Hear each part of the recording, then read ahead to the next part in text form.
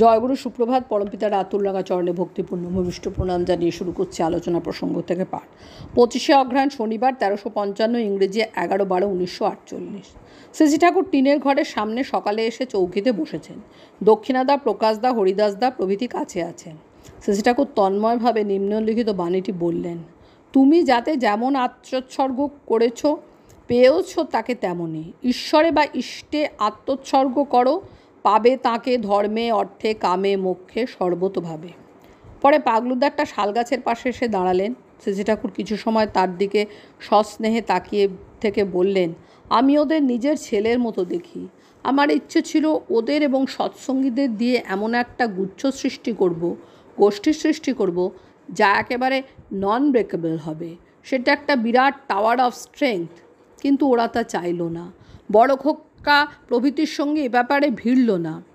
নিজের গোষ্ঠীর ইন্টিগ্রিটি শক্ত না হলে সব ইন্টিগ্রিটি একটা হাস্যাস্পদ ব্যাপার হয়ে দাঁড়ায়। কথায় বলে চ্যারিটি বিগিনস অ্যাট হোম। দেখো, এদের প্রত্যেকের এফিসিয়েন্সি অসাধারণ। বড় খোকা তো চুপচাপ থাকে, কিন্তু দায়িত্ব মাথায় নিলে কেমন সুন্দর চালাচ্ছে। ওর যথেষ্ট দক্ষতা। প্রকাশদা, আপনার পরিবারের লোকেরা কাজের নেতৃত্বে থাকলে সবারই শ্রদ্ধা ও আস্থা হয়। শ্রীজি ঠাকুর: তথাকথিত নেতাদের অনেকে মানুষকে শোষণ করে নিজেরা দাঁড়াতে চায়, মোড়লি করতে চায়। আমার ইচ্ছা সংগঠন এমনভাবে গড়ে তোলা যাতে প্রত্যেকটি মানুষ তার বৈশিষ্ট্য অনুযায়ী সুগঠিত ও পরিপূরিত হয়। ইষ্টপ্রাণ সেবাবুদ্ধি না থাকলে এ কাজ করা যায় না। এরপর পাগলুদা চাকরি সম্বন্ধে কথা উঠল। পাগলুদা: নিজত্ব বজায় রেখে করব, নচেত করব না। শ্রীজি ঠাকুর: নিজত্ব বজায় থাকে কম। অ্যাটমসফিয়ারই অজ্ঞাতসারে নিজত্ব বিসর্জন দিতে বাধ্য করে।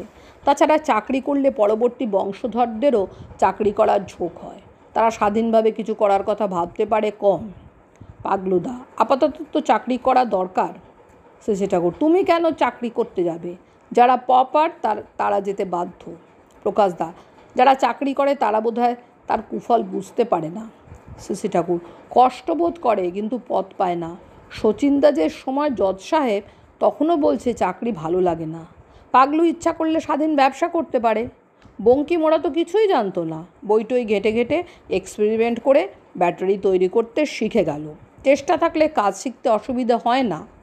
আর ও তো পাস করা বড় ইঞ্জিনিয়ার। অধীত বিদ্যাটা কিভাবে মানুষের সেবায় লাগানো যায় সেই দিকে মাথা খাটালেই কত কী পেরে যায়। কে জানে কার মাথা থেকে কি বেরিয়ে যায়। পরমপিতার দয়ায় কাকে দিয়ে দেশের দশের কী উপকার হয়। ওর ভিতর কত শক্তি লুকিয়ে আছে তা ওই কি জানে। সিনসিয়ার অ্যাক্টিভ সারেন্ডার যদি থাকে, লোক মঙ্গল সাধন করে। মানুষের অর্জি হতে কিছু লাগে না। টাকার দাম কিছুই না, চরিত্রের দামই বেশি।